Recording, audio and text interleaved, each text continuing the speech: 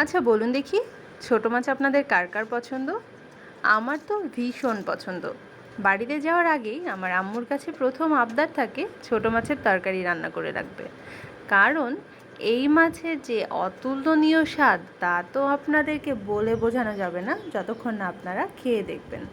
আর আমাদের বাড়িটা একদম পদ্মা নদীর পাশে হওয়ার সুবাদে সারা বছরই আমরা এটা ওটা মাছ খেতেই থাকি। আর বর্ষার আগের মুহূর্তটাই ছোট মাছের ঝাঁক আসে আমাদের নদীতে। এখানে যে মাছটা পরিষ্কার করা হচ্ছে এটা হচ্ছে পাঁচমিশালি ছোট মাছ। মানে মনে করুন এই মাছের মধ্যে অনেক রকমের মাছ মিক্সড আছে, যেমন পিয়ালি মাছ, চেলা মাছ, চান্দা মাছ, খিলি মাছ, এরকম আরও বেশ কয়েক রকমের মাছ একসাথে মিক্সড। তো এই মাছগুলোই এখন বেছে নেওয়া হচ্ছে। অনেকেই তো আবার ছোট মাছের নাম শুনলে চোখ কপালে ওঠে যে এই মাছ এখন বাছরে, কাটরে, ধওরে, কত ঝামেলা।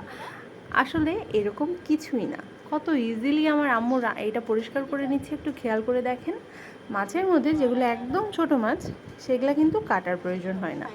আম্মু বেছে বেছে বড়গুলো এক সাইডে দিচ্ছে। আমার পাশের বাসার এক ভাবি এসে আম্মুকে কিন্তু এখানে হেল্প করছে মাছগুলো কাটতে। ভাবি বড় মাছগুলো বটি দিয়ে কেটে দিচ্ছে, আর আম্মু ছোট ছোট মাছের একদম পেট টিপে টিপে নিচ্ছে। এগুলো এই যে পানিতে এরকম আঁকলে আঁকলে ধুয়ে নিলেই একদম পরিষ্কার হয়ে যায়।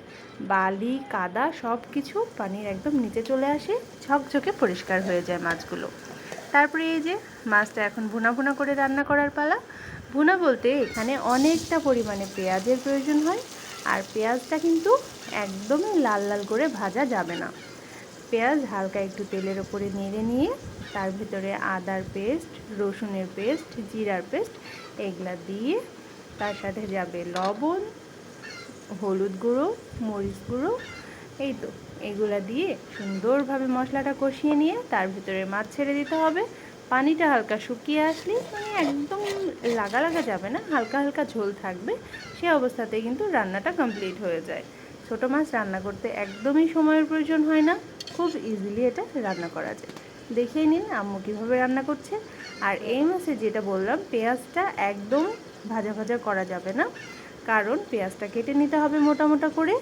আর পেঁয়াজটা যদি বেশি ভাজা ভাজা করা হয় তাহলে কিন্তু গলে যাবে ঝোলের সাথে।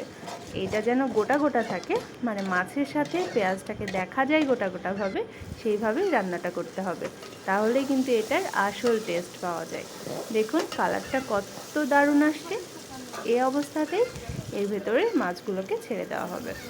মাছ কিন্তু দেওয়ার পরে বেশি নাড়াচাড়া করা যাবে না, দু একবার পাল্টে নিয়ে বাস ঢেকে দিয়ে রান্না করলে কিন্তু রান্না কমপ্লিট হয়ে যায়।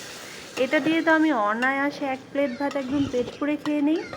আর আগেই বললাম, বাড়িতে যাওয়ার আগে আমার আম্মুর কাছে এই আবদারটা থাকে যে আমি আসলেই ছোটো মাছের তরকারি কিন্তু আমি মাস্ট খাবো।